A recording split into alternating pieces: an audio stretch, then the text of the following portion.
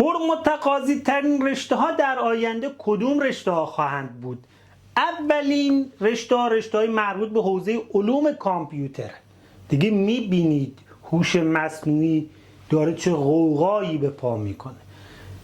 دسته دوم رشته های مربوط به حوزه مهندسی های، خصوصا مهندسی عمران، برق و مکانیک.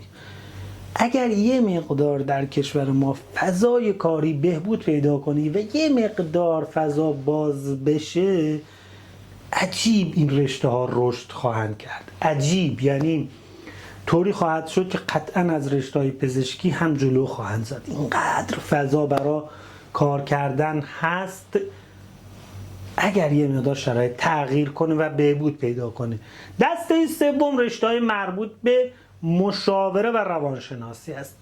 اینها عجیب دارند رشد میکنند، به خاطر اینکه مردم به سلامت روانشون بها خواهند داد و همین که این رشته هایی هستن که دیگه اون نگاه گذشته که مگر من دیوانه‌ام برم روانشناسی یا مشاوره، دیگه اون نگاه داره کنار گذاشته میشه و اتفاقا الان یه جوری کلاس کاری هم داره مشاوره رفتن، چون فایدهش رو دیدن.